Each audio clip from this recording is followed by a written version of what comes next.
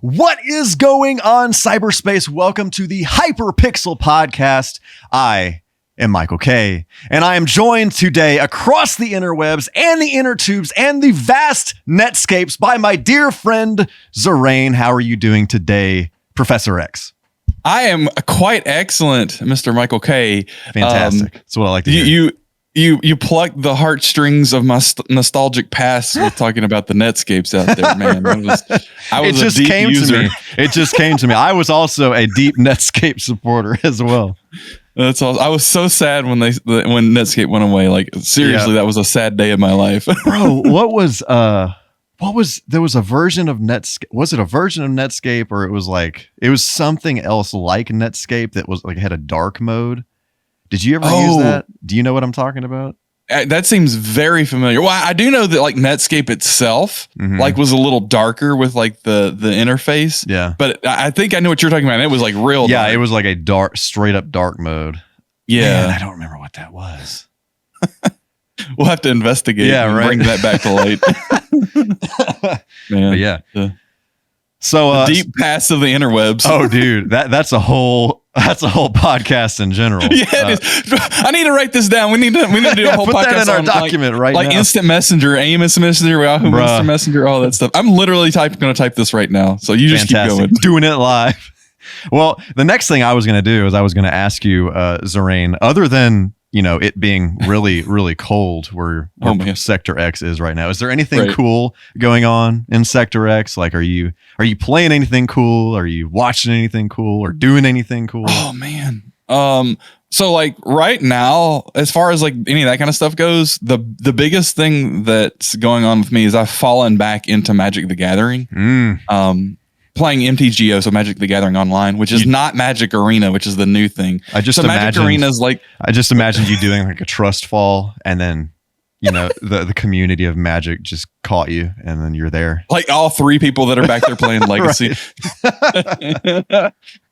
Yeah, that was a big trust fall. That's kind of how it is. But I mean, it's a really cool community. So Magic Arena is like the Hearthstone kind of mock version of Magic. And I don't really play that, although I probably should get into it. But the reason that I don't play that is, and this should be its own podcast too, and we'll talk about it at some point in the future, I'm sure, is that it only supports a small number of formats of Magic. So Magic is a game, for people who don't know. It's a card game. A lot of people describe it as like chess combined with poker, but with like 20,000 pieces. So, and like you get to decide which pieces you use. But some of the ways that you decide what pieces you use is what format you're playing. So there's like different formats like standard, there's Pioneer, historic, that's a new thing with Arena, modern, legacy, vintage, commander, pauper, penny, and there's lots of others too. Those are most of the official formats. So I play older formats like modern, legacy. I don't really play vintage, but whatever. And those formats are not on Magic Arena, so which is sad in a way, because like, and it makes sense in a way because there's so many cards and so many interactions of cards that they would have to program to bring, especially like legacy and vintage cards into it, because they're so complicated. So anyway, so I play Magic the Gathering Online, which is the old one, which still supports the older formats, but the community is so much smaller now, so many fewer people, because most people have either migrated to Arena or they've just stopped playing altogether, because like those of us that play that, I'm probably part of the young crowd that plays like those older formats. Most of them are the ones that were like in their 20s in 1993 when the game came out. Yeah. And so like, it's real old hats. Anyway, so I've been going way back down that and playing, and the formats are way different now because they've printed some new cards. They started doing something interesting since the last time I stopped playing, which is they started printing new sets of new cards that were only for older formats. They used to never do that. Okay. You could only used to play cards that were printed during whatever sets were legal in that format, but now they're printing new sets that are legal in that format, and they're using that as an opportunity to reprint cards that they don't want to get into standard, because normally if they print a card, it has to get into standard, which is like the newest sets format, which is what they focus on most, because that's how they make the most money selling sets. But they know that there's a big community around these what are called eternal formats, so they started printing new cards for eternal formats, which is I think it's really cool, but they're breaking them, man, because they're printing way too powerful stuff, which is saying something for me because I really like powerful stuff. Anyway, like I said, that's a whole podcast, but that's where I'm at with my free time as it may or may not exist. Right. That's cool. Yeah. I love, like playing older stuff. But like, so that sounds kind of like the original Phantasy Star Online for Dreamcast. So there are still people that play that. So like there's, PSO2 now, and there's all the different versions of Phantasy Star Online, but there are still people playing the original Dreamcast one. So it's like EverQuest Project 1999. People who take the like the old install disk and they set up a server, and like the old install works with the server, and so like the people that play it every day, and you can go. I mean, it's not a huge community, but it's pretty close to enough to have a decent experience in the game. I actually played it. Several months ago. I have like a little Raspberry Pi on my Dreamcast. That's right. So long story short, people host these servers that have been offline forever. They have like, I don't know how they engineered this, but they host these servers, and this Raspberry Pi basically emulates like a dial-up connection, and then it hits those servers, for whatever game. So you have to, the only thing is you have to play with like a patched game so that it will hit that other server or whatever. But yeah, I mean, like there's like, they have like a calendar with like, we're going to play Quake 3 Arena this day. We're going to play PSO this day, and that's awesome. You just, whenever there's some people in there, you can hop in there, and there's like, actually a decent amount of people in there. And so that's awesome, man. Like that kind of stuff is just what keeps me going with like gaming and whatnot, because like I like new stuff, don't get me wrong, but there's a very narrow band of new things that I like. Yeah. And that's just because I'm getting old, and because I think as we get older, we have all these fond memories of the past, and we just kind of want to relive them in some way, or do the things that we couldn't do. I think this is kind of the point you've made before about one of the reasons that you really like all the retro stuff is because now you can go back into the games that you missed, you didn't get to play. You can go back and you can experience those. Yeah. That has been the story of my life for the past several years, to be honest. Yeah. And I just the same as you, I have an impossibly long need to play list, and it's never happening. The whole list certainly isn't ever happening. I have to figure out what's most important to me to go back and play. And, first world, half world problems, that sort of thing. But I don't complain about it. It's just, it's awesome to be alive in a time when that's the problem you're dealing with. It's like, what game am I going to play? And it's not like, not as nearly as dire as like, how am I going to make it day to day? But, I'm definitely blessed and fortunate to be in that kind of a position. So definitely no complaining. Right. And funny enough, like on my end, so I'm still playing Final Fantasy VIII. It's like an ongoing and you probably thing. Will be for a while. Right. So I started playing it, I don't know, maybe May or something like that. Okay. So you're deep in it. And I've taken several breaks to play other things, games that may have been like 10 to 15 hours or something like that. So I'll take a break, play one of those, come back to Final Fantasy VIII. So it's been like this juggling thing. So what happened was I got maybe, I don't know, 25 hours or so into the game, and I realized that I have just been playing the game wrong. So you've just been using Guardian Forces the whole time. That's it. That is accurate. So been there. I went into the game just like knowing nothing about it. Like I wish I had read just something about it before I started it. But anyway, so I got about 25 hours into it, and I was like, oh crap, this is like becoming very difficult because like like 2 hits and I'm dead. So I was like, I want to beat this game. I want to play this game. So I got to figure out, how to play it. And so I did. And then I got to a good stopping point in the story, and I just started grinding, everything, trying to, get up to speed with like magic and leveling up Guardian Force abilities, and the magic's started weird playing the card game and all that stuff. Find where the crap all this is. Right. So I looked at my save data. Actually, it was on my stream last week. I just happened to see the time on it, and I'm at 47 hours on it. So I spent, bro, I don't even know, like And some of it is a little fluffed because I had to leave my PS1 on to go somewhere because there was no save spot, one of those situations. Certainly. So some of it's a little fluffed, but like, I don't know, man. I think I spent probably a good 10 to 15 hours just trying to rebuild my characters, my party and everything. And so I just now got to a point where I'm able to continue with the story. So I have continued, I forgot what the city's called. It's like a really futuristic looking area. It has like these like it's like has all these like transport like air tubes. It looks like looks like something out of the Jetsons, basically. It's not Galbadia, is it? Man, you could say anything right now, and I don't remember what it was. Yeah. But anyway, yeah. So I'm there. It's not the city where like Laguna and all them are, is it? No. Okay. No. So I don't know. I remember so little of that, right? Unfortunately. So yeah, like the details. So I was hoping I would beat it by the end of the year, but I don't think that's going to happen. So seems like a tall order at this point, right? Exactly. If I didn't have to take multiple side quests here, then and I missed 2 Guardian forces that you have to draw from 2 specific people, otherwise you can't get them. So that's just is what it is. But anyway. Sad times. Yeah, moving on.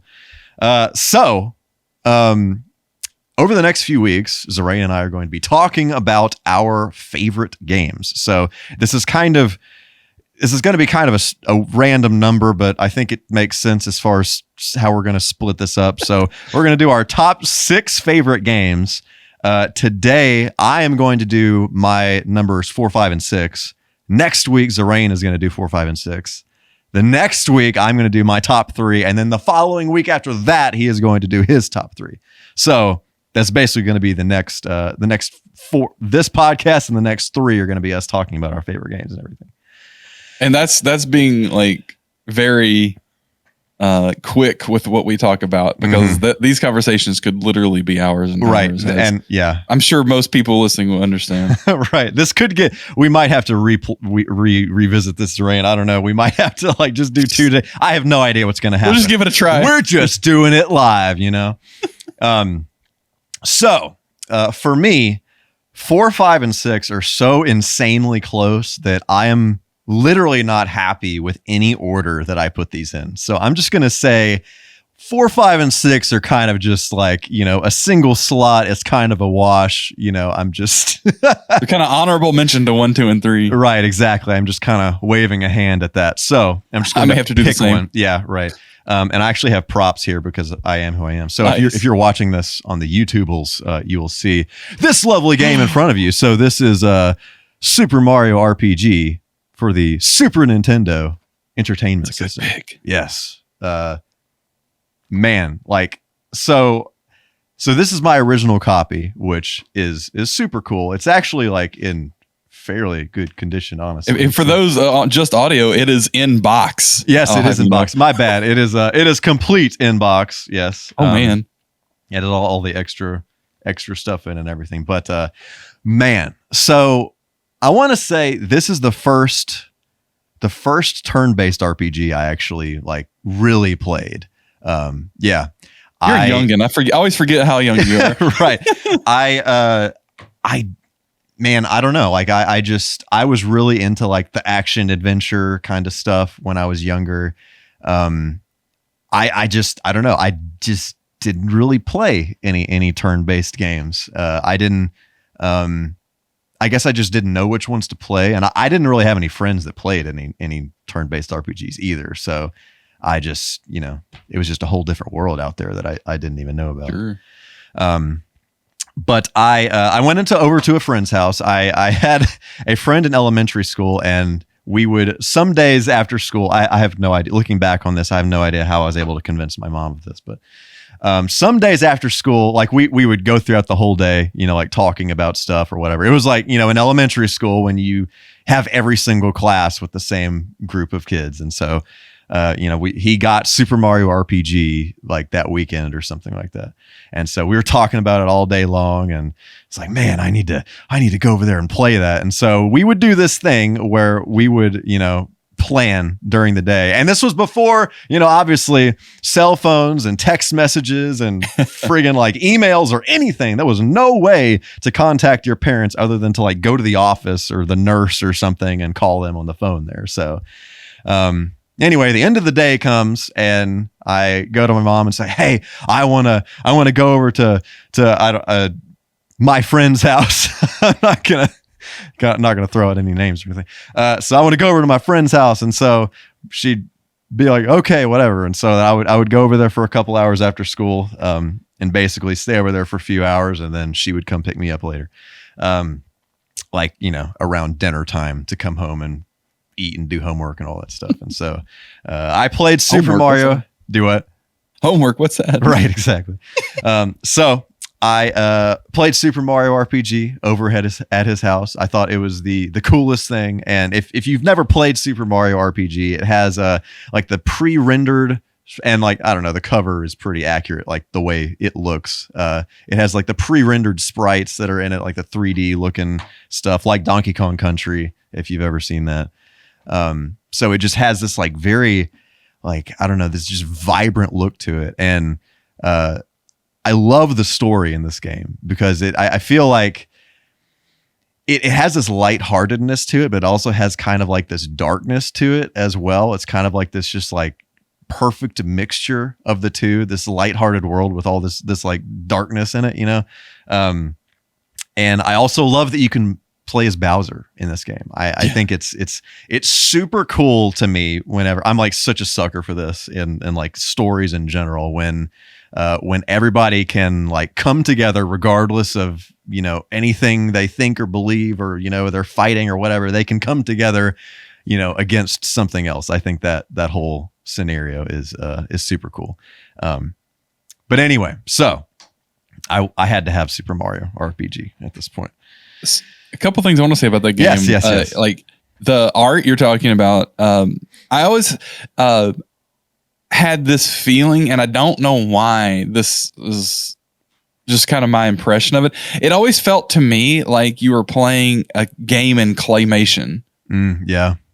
Because like I think maybe just because of like how poofy all the models were, and it's like it's all like well rounded and stuff, and it's not like it's not like accurately proportioned, really. I mean, it's a little bit of that cartoonish proportion sort of stuff going on. I mean, especially some of the characters. I mean, think about like Mallow. It's like he's like straight out of a cartoon. And so I that always helped add to that kind of lighthearted aspect that you're talking about. And I think another thing that Nintendo did with this game, well, Nintendo, I'm assuming had a lot of like, art direction, a lot of production direction with this. And I think the story, it kind of what you're alluding to, is what really gave this big push of the Mario universe even more toward family friendliness. Yeah. Because from my perspective, before this game, you had some cutesy stuff with like Yoshi. You had some really, there's not a whole lot of other cutesy stuff other than like some of the suits from Super Mario 3, like maybe the frog suit, the Tanuki suit, even the raccoon suit. But Mario still had this kind of feel, and again, this is speaking from my perspective of, it's a real actiony game. So it's like, I mean, you're jumping on turtles and kicking them and all this kind of stuff. So it's a little bit of violence isn't the right word, but it's like aggressive. Maybe that's the right word in that sense.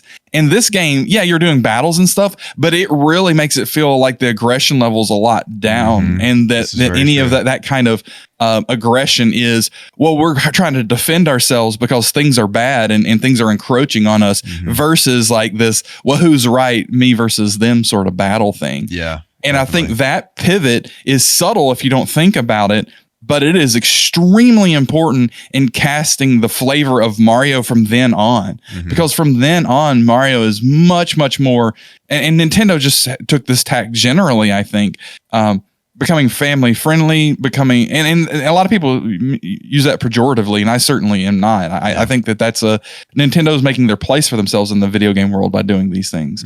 And it makes it more easier to latch onto with like your heart versus having to be like in your brain with like a lot of other games are. And I think that's a super smart move from a business perspective for a company, but also it really does a huge job. I think this game is the pivotal one in the Mario series where Mario really starts to get his own identity as what we think of now when we think of Mario. Does that make sense? Oh yeah, absolutely.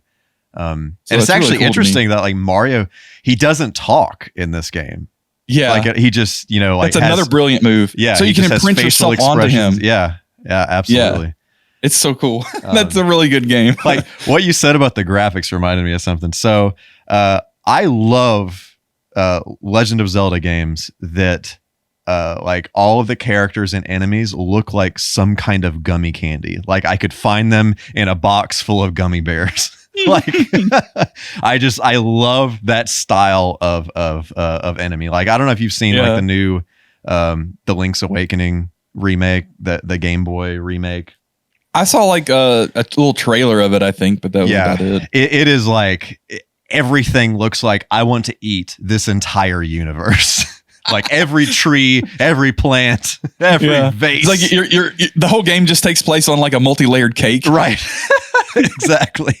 But it has that same kind of vibe. Like everything is just like, it just has this like cushy feeling to it, especially like if you're in Mallow's like Cloud Kingdom or whatever it is, like everything's made of clouds and everything. And speaking of him, like all of the characters in this game, like, like Geno, like freaking Geno needs to come back in some shape or form. He's such a cool character to me. I understand that. I know that that's a thing, right? In like the culture that like, what the heck are we doing with Geno? Who is Geno? Like, in the sense of how does he fit into the broader spectrum of things? Right. But to me, this is a master move by Nintendo. Like you don't ever do it. Like you maybe you tease that you're going to do it, but you don't ever do it. That is such a master move because the moment that you do it, you destroy Geno. That's really my perspective on it because anything you do is never going to live up to that hype now, ever. Yeah. I mean, and I say that, but like it would have to be something like tied into this for me to care about it. Super Mario RPG 2. That's not like Paper Mario. Right. And like, I mean, they're still doing like the turn-based RPG games, but I mean, they are just not this one. Like they are just, it is a totally different thing. I've heard that the Mario Luigi, like whatever that series is, I totally forgot what those are called. The Mario and Luigi turn-based games they're like on DS first, right? I think Game Boy Advance. I think there was a couple on the DS, maybe something like that. But those are really good from what I hear. But again, still they are not this one. Right. So yeah. So anyway, I had to have this game, XERAEN. I had to have this game at that point. Understandable.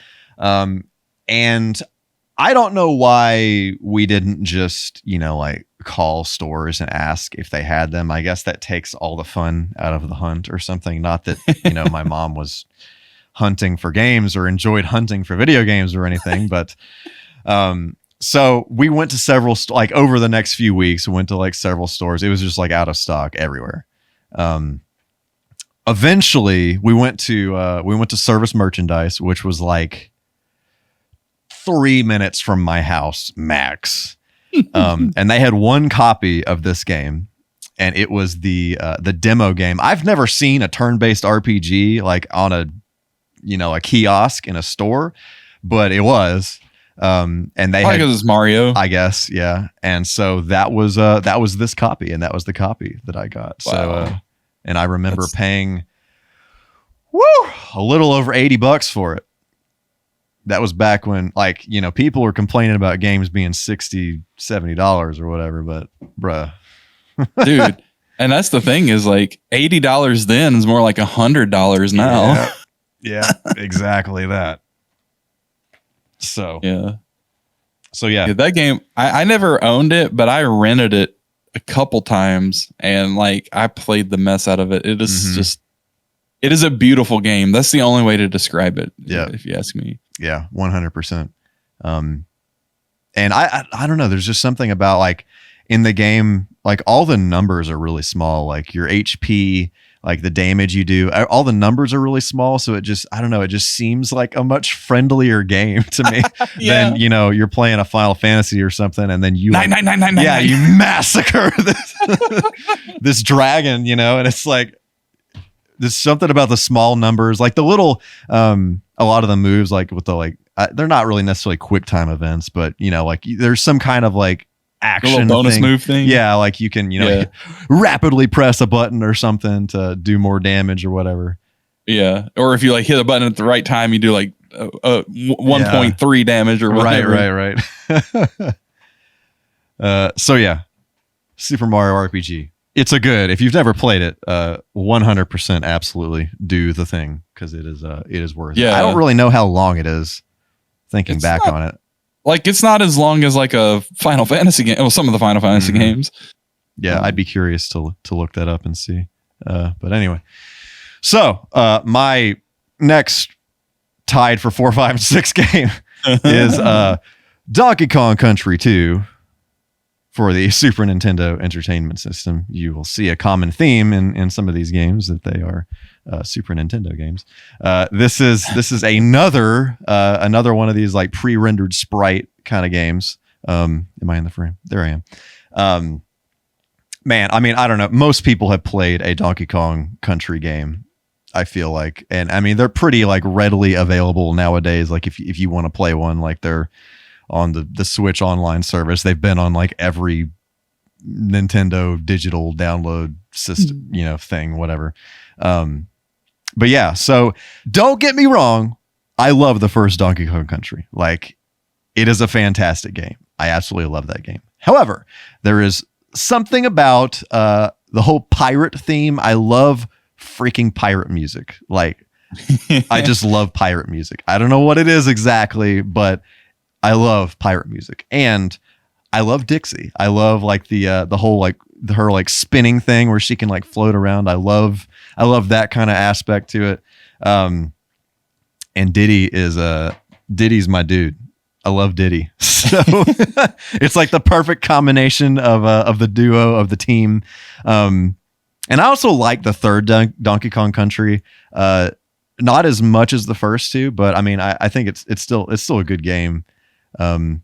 But yeah, so Donkey Kong Country 2 is like 100% my favorite of the three.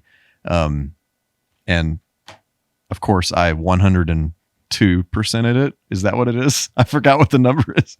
I feel like you can go a little bit over 100%. That's funny.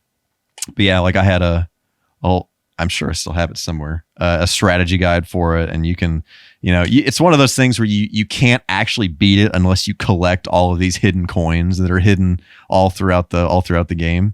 So you can't unlock, you know, the final boss or whatever unless you get all those coins. Man, it's intense. Yeah. But it's pretty cool. Like when you beat it, I guess spoilers if you've never beaten Donkey Kong Country 2. There's like spoilers for me because I've never. But go ahead. There is this thing at the very end. It's like I forgot like how it's worded or something. It's like it shows like the winning screen where Diddy is on the screen, and then it has like Sonic's shoes on the ground, like he, you know, like freaking couldn't make it through the game. And there were like some other references on the screen. I have no idea how they got away with that, but you know, whatever. Probably, well, for those specifically, probably because there's no kind of trademark or anything registered for just Sonic's shoes. It's those shoes in context with the rest of them. Yeah, that would make sense. So at least at the time. Now there may be now. Right. So yeah. Anything to add, ZERAEN? So I never really played 2 or 3 much at all. Actually, I don't even know if I've ever played 3, maybe like once. But I was a huge fan of the first one. So like definitely understand the appeal of the games. For me, my brother and I got the VHS preview thing for the first game. And we watched that every day for I don't know how long, all the way up until it came out. Yeah. And so like I've probably watched that 100 times. Yeah. I remember silly. Didn't they show like the Silicon Graphics, like a whole team of people with Silicon Graphics computers and like all the renders and all that stuff. I just remember thinking, holy crap, the graphics in this game, they're unbelievable. Exactly. And like they showed you just a little bit of it, and it's like no Super Nintendo game had ever looked like that before. And so that was pretty nuts. And then I remember when we got it, we didn't even know like when exactly it was coming out. Because I don't think that tape said anything about like when exactly it's coming out. It's just like, we're working on this coming soon. Yeah, right. And you know how those things go. Yeah. But especially no date that they'd want to commit to a video cassette tape. Yeah. Anyway, so it was at Walmart, and we were just like, anytime when I was a kid, I'd go to Walmart, go straight to the electronics section, right? Look at video games, look at whatever. Friggin' break your neck. That's probably why I have so many neck problems playing the game on the TV that's like mounted on the ceiling, looking down at you. Right. And well, this one actually, it's funny. They had like a separate kiosk for this that was like just straight on. But they had one set up for Donkey Kong Country, and like I walked by it, I did like a double take. I was like, "What? It's out? Oh my goodness!" And so of course I sat there, played it, and and we got the game, and it's like I played that game so much, so much. So I love the series. I don't know why I never got into the second one. There had to have been some story about when it came out versus other games coming out around that time that I was into, but I don't remember. But I just never got into them. But I love the music, of course. David Wise is just on another level. And, freaking genius. Yeah. Yeah. That's something that you can't understate about that series, is just how good the music is. It's way too good. It is, it's some of the best music, I think, like some of the best video game music. Like it's so good.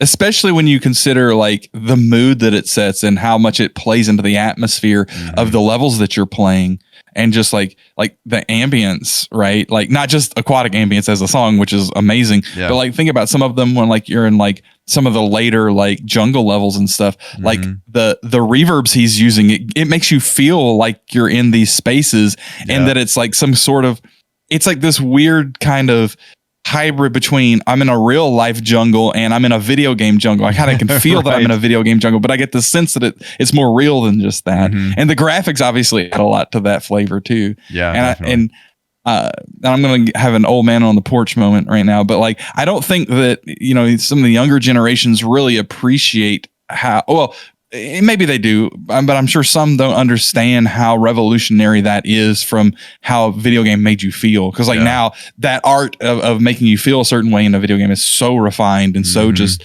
hyper focused. It wasn't like that back then so much. Yeah. And so it was certainly a revolutionary video game series in lots of different ways, I think. Yeah. I never thought about that, like how well that soundtrack, like it's not just good music, like it is good. It literally pulls you into whatever area you're in. Yeah. And I mean, obviously there other games have like, oh, here's like the snow level, here's like the water level, and the themes kind of represent that. But like there's extra ambience, like there's all this extra stuff, like it just sucks you in. You're just completely transported there. That's another reason why I really like all the Akira Yamaoka Silent Hill soundtracks. It does the same thing. Whereas Donkey Kong Country is just like, kind of a very empowering sense of being there. Yeah, the Akira Yamaoka stuff's just the opposite. It's completely disempowering, and it's like you're just here experiencing this horror around you. It's that's so true. Yeah, and again, like the third one's pretty good too. I don't think it's as good as the first two, but it does have this cool mechanic where you're not just like going from level to level. You have like a vehicle that you can navigate to all the different levels with, and you have to upgrade that vehicle to get to the next area. So it kind of has like a hub world-esque almost to it. So it's kind of that part of it's kind of cool. That is cool. Yeah. Nice. So yeah, Donkey Kong Country, man, good stuff. So, all right, this is my next 4, 5, and 6. This is Chrono Trigger for the Super Nintendo. So, bro, like I freaking love this game so much. This is another one of those games where the first time I played it, I was over at a friend's house. I don't want to say I was maybe in like the 5th grade or something like that. And he was towards the end of the game, and I just remember him like, obviously it's not like a 2-player game, so it's like, somebody has to just kind of like play it and show it to you or whatever. But it's no secret of mana. Right, exactly. And so he just like got into a battle and was like doing all this crazy, all these crazy like magic spells and crap, and it was just it blew my mind as a wee lad. And I didn't get the game as a kid, but this left a lasting impression on me. And I don't know when exactly it was. It was a few years later. I decided it was when I discovered emulation on installing a Super Nintendo emulator on a PC and playing ROMs, that whole thing. And I honestly don't know why I never bought the game. Because it was pretty easy to get that kind of stuff back then for pretty inexpensive. Because man, when they phased stuff out, they phased it on out. Dude. Like I think about what's his name, Mike Matei. He said that he like almost all of his NES collection he got at FuncoLand when they were just literally almost paying him to take it, and he was paying like a penny, 5 cents, 10 cents, and he literally walked out with a garbage bag like freaking Santa Claus out of the store with NES games. But yes, anyway. That reminds me of one quick anecdote. Yeah. Like, when the first time I was into Magic the Gathering, the set that was like old was Ice Age at that time. And, I went to a shop where they were selling like Ice Age packs for like $1.50 or something like that. Like if I could get Ice Age packs right now for $1.50, I'd probably buy 1,000 of them. Right. Like I'm not even kidding. Not even kidding. Maybe 2,000. That's awesome. That kind of like, oh man. Oh yeah. That's a whole podcast topic there. Right. To figure out how to word that into a topic. Anyway, so I Pain. got Pain. Right. So one of the games that I got, as I downloaded the ROM of, was Chrono Trigger to play on Z SNES on my PC. Oh, yeah. Yeah, and so I remember it was spring break one year. I think I was like maybe in like 9th grade or something at this point, something like that. It was spring break, and I decided I am going to play through Chrono Trigger because I want to, and it's awesome, and I've always wanted to play through it, and so that's what we're going to do this spring break. So that spring break, I woke up in the morning, I played Chrono Trigger the entire day, taking little breaks here and there to eat and whatever, and that was my spring break that week. But I think it was maybe like that Friday. I was playing it. I want to say I was so I was at it. I don't know if you say his name Magus or Magus, or I've heard people say it both ways. I pronounce that word Magus, but that's just or me. That. Yeah. So I don't know either. So however you officially say his name, that character. If I could ask him, I would ask him. But so I was at his castle like right before he's like about to join your party or whatever, and I had a save state mishap, and I accidentally overwrote my save state like right as I was like about to die or had died or something like that. And I wasn't, this was back before and now I am very like, I have to save stuff like, in 27 different places and all this stuff. And this is exactly why. So I overwrote that save. It basically became worthless at that point. I was not like saving in the game. I saved like here and there. But yeah, like not as nearly as much as I should have. And so I was like, okay, we're done here. I'm done. So I put Chrono Trigger to rest at that point for a while. And then from then on, it seemed like, so I was big into Nokia smartphones when I was in high school and college. Engage. Yeah, like the Engage and all that stuff, the Symbian operating system. I would do this thing where I would get a new one like on eBay, and then I would sell the one that I just have to pay, mostly for the new one.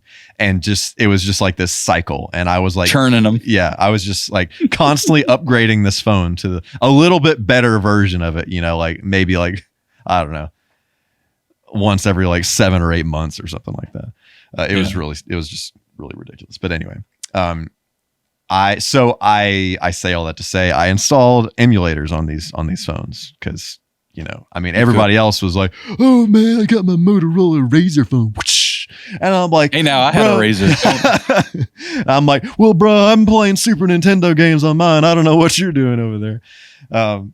So phone call. That was it. Right. Yeah, like and looking back on it, like it was like the most miserable experience of all time to try and play some of these games on a phone. I remember specifically it was a Nokia. I think it's like don't ask me how I remember these numbers. It was like a 6600 or something like that. There was actually a movie. I don't remember what it was like. The movie was called like Cell Phone or something like that. And I don't even remember what it was about. It was like some kind of, like the movie Taken, like that whole scenario. One of those kind of movies, and it was like about this phone. Anyway, it had like a little thumbstick on it, so I always thought that was kind of cool. So anyway, so yeah, it was this whole thing where I'd get a new phone and I would install an emulator on it, and I would install multiple emulators on it. The first thing I would do is I would play Sonic 3 and Knuckles because reasons, which I will get to in a few weeks. And then after that, I would install Chrono Trigger on it, and I would play Chrono Trigger for a while. And this happened with every phone that I had. This happened with every like laptop that I had. Like when I jailbroke my PSP, I did the same thing. Literally every device that I could install this game on, I did. And so like the first like 5 or so hours of Chrono Trigger, I have played so many times. It's unbelievable. But I didn't actually beat it until there's a port of Chrono Trigger for the DS. And it's actually the version of Chrono Trigger that came out on the PlayStation, which has like these extra added anime cutscenes, which are cool, but it's kind of weird because you see the cutscene and then literally the same thing happens like, with the sprites in the game. So it's kind of like, it's kind of jarring. But, it's kind of like, obviously they just inserted it in there, whatever. But, right. But it was cool because, I could play the game and then just boop, I'm done for now, and like put the DS into standby and go do my thing. And, I wouldn't have to like find a save spot or whatever, that whole thing that I'm dealing with now with Final Fantasy VIII. But, so anyway, so that is actually how I beat Chrono Trigger, was on the DS version. So nice. So yeah. Very cool. Yeah, my history with Chrono Trigger is much the same as yours, except for I still haven't beaten it. Mostly playing it through emulators. I'm trying to think of ever played the cart. I know that I had a friend in where was this? This was in college, I think, who had it and was playing it, and I was hanging out with him while he was playing it. But I didn't play it. And I sure as heck now I'm not going to play it on a cartridge because while I appreciate those crazy collectors like you, I definitely have no such blood running through my veins to that degree anyway. I will say, so I got this cartridge like maybe 3 years ago or something. I've gotten to this point where there are very few games that I like, very few of these like expensive games that I want to get, or that I like have to get. So those were Mega Man X2. That was the only X game that I didn't have, and Chrono Trigger. And those were two that I've been looking for forever. And I actually there's a convention in Texas called Retropalooza. It's put on by the Game Chasers if anybody's ever watched them. And I got Chrono Trigger and X2 bundled together for $200, which both of those games sell for about $100, or they sold at the time for like $130 to $150 or something like that. I have no idea what they are now. I know Chrono Trigger like complete sells for like around $1,000. So I was gonna say, like, I would pay $200 right now for those two games, and I would just sell X2. Yeah, like that I would do, but there's no way I could get that deal. Yeah. So my wife Anna actually negotiated that deal. That's awesome. Yeah. So, and it's one of those things. Here's a pro tip: if you ever go to a video game convention and you want to get a good deal on something, wait until like the last couple of hours on Sunday, because they want to get rid of as much stuff as they can before they leave. You know, and so that's the moment, the time to shine. So yeah. I can't think of any other Super Nintendo games that I want, honestly. Beyond those, once I got those two, I was like, yeah, I'm good here. You just reminded me of another topic for another podcast. That's just game collecting generally. Oh yeah, that's one that I can talk about for a while. Yeah, because I mean, I do collect. I have small collections. I have specific collections. I don't collect. The thing I like about your collection is very focused on like, you know, one specific theme or a couple specific themes, or whatever. So I really like that. I definitely don't do for a console, because like that would kill me. I don't want to do like a complete anything collection. I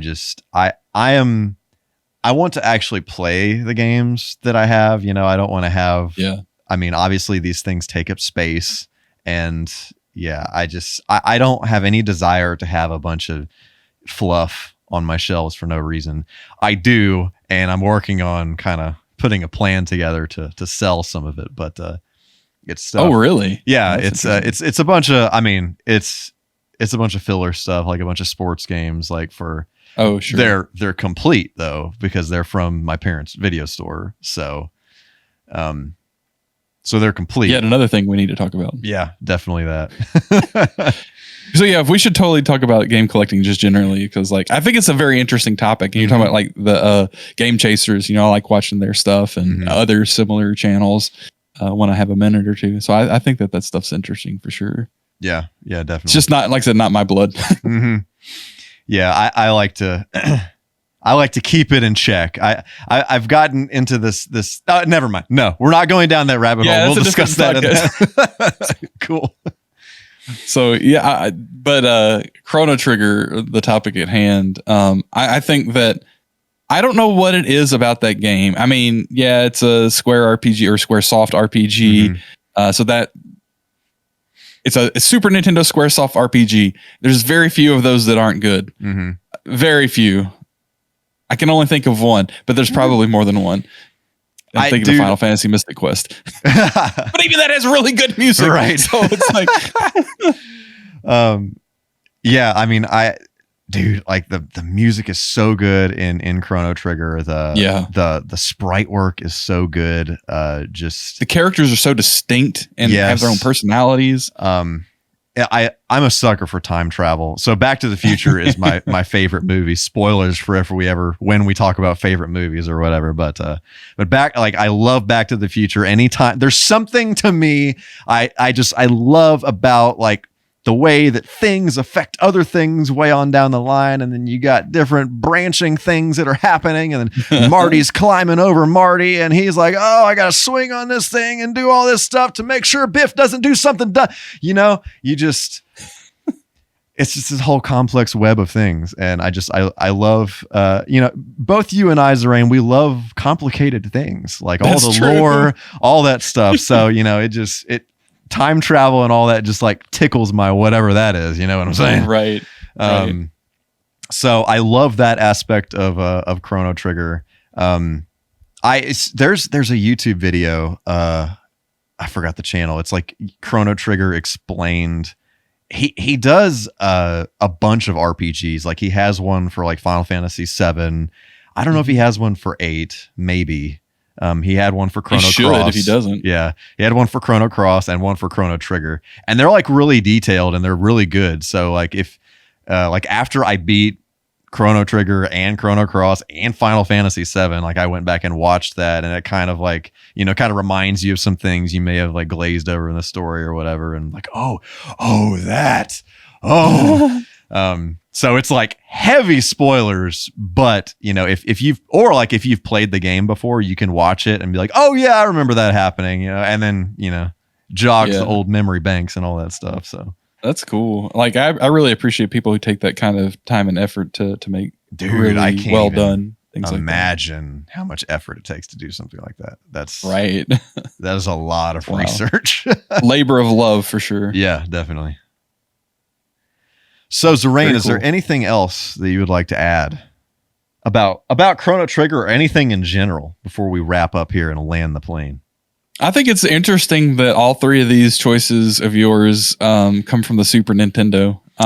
Yes. I think many people would agree that, especially those who lived through it, that the Super Nintendo was a special kind of console. Mm-hmm. Like, it had so many different really good games, definitely, and so many different really good kinds of games. Mm-hmm. And it's hard to articulate.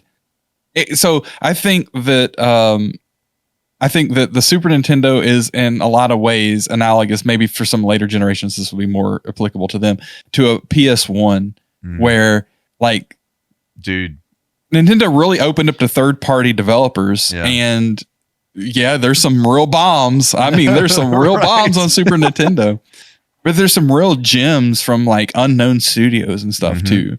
And I think PlayStation 1's a lot like that too. Yeah, definitely. It didn't quite get down to like shovelware levels, although maybe that's questionable with some of the PS1 stuff.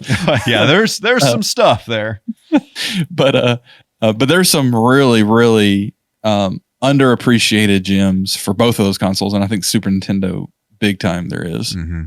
Yeah, I talk about this like every single time I have a microphone in front of my face, just because I feel like it's very important to me for like the way that I think about video games and the experiences I had as a kid and whatever. But like, I did not have a PlayStation as a kid until after the Dreamcast was discontinued. So I literally like dabbled in PS1 games, and that's that. So I missed out on so many different things, and I've been over the past few years getting caught up with some of this stuff. And like, I cannot believe how many great games there are for that system. Like it's crazy to me how many great games there are for that system. Yeah. Like you could sit down, and between the two of us in like 15 minutes, we could list 50 to 100, complete blockbuster, blow your pants off games. Like 100%. Easy. And I feel like I'm just scratching the surface right now. Yeah. Yeah. And like back to the whole collecting thing, that's really the only console that I'm truly like collecting for right now, honestly. The PS1? Yeah. Like other systems, like if I can get a good deal on something, sure, or whatever. Or if there's something that I can maybe flip to buy more PS1 games, then sure. But yeah, I feel like PS1 games right now they're starting to creep up in price. They're starting to get up into the area where some of them, they're pushing 100, so yeah. I'm glad I got into it when I did, because a lot of the games that I may have paid $50 for a couple of years ago are now over $100. So, well, that's, oh my goodness. That's like, so I have Black Label Silent Hill 1. I had this is a story. I'm not going to tell it now, but I know you know this story, but I got to tell the story again when we talk about my collection or whatever. But so I've got a Black Label Silent Hill 1, and for various reasons I did not have one for a long time. I had a Greatest Hits Green Label. Yeah. And this was years and years ago when there's a store that's closed now there in Memphis that you and I went to, and they had one for like, I think it was like $35. And I was like, I don't really want to, oh my goodness. I beat, every time I see my copy, I beat myself up for that moment because like I ended up paying well over $100 for that Black Label Silent Hill. And I only did it because like, that's one of the most special games to me. Yeah. For a lot of different reasons, but, I mean, it's perfect condition. Like there's no doubt that the one that I have is in better condition than that $35 one would have been. There's like no doubt. Mine, it looks like nobody's ever touched it. I'm surprised it's even been opened, to be honest. So that's really cool. But yeah, it's like I feel the pain of missing out on a lot of that stuff. Oh man. Yeah, that store had a Wonder Swan too that I wish I had picked up. Did they really? Yeah, I remember seeing it there. I am glad that I got several Sega CD games there for like $1 or $2. So that was awesome. But yeah, I think maybe even that one time or sometime around then you got that one that has a really cool soundtrack on it. Microcosm, I think is what. Yeah. It's not a great game. It's kind of one of those F&B shooter kind of, you know, one of those games, but the soundtrack's pretty sweet. Yeah, it was nice. So yeah, man, collecting's a weird thing. It is, and we will return to that topic at some point in the near future. Awesome. So XERAEN, where can all the people of cyberspace find you out there in cyberspace land? You wonderful cyberspacelings can find me at XERAEN.net/links or just XERAEN.net. That's fine. It'll all take you to the same place. XERAEN.net or .com. That works too. Whatever. I got 1 million domains. Just type those letters. He actually does. I have seen the list several times and it's just it's like I'm so bad. It's like talk about collecting. It's like whenever like a domain, like a TLD is like $1 a year. I'm like, yes, please. I'll add that one to the collection. Let's put that in my bag. Let's get a hit of that. Yeah. Right. Oh man. Anyway, and we're going to make this easy for me. MichaelK.net will take you to YouTube if you're not watching this on YouTube right now, and MichaelK.net/links will take you to a link tree with all of the other things on there on said link tree. So, XERAEN, it has been fun. It has been excellent. I'm looking forward to hearing your 4, 5, and 6 choices for next week. I've got to do some homework to do some differentiation for what actually makes that part of the list. But I'm looking forward to it as well. I just gave up, did the hand wave, and said, 4, 5, and 6 is one slot. I'm sure I'll do the same or something similar. All right. CyberSpace, thank you so much. Thank you so much for joining us. We greatly appreciate you being here, whether you are watching on the YouTubles, excuse me, how could I say that name incorrectly? On the YouTubles, or you are listening to this podcast in some auditory format. Thank you so much for listening. Thank you so much for watching. Thank you so much for the support. We greatly appreciate it, and we will see you next time. Peace. Deuces.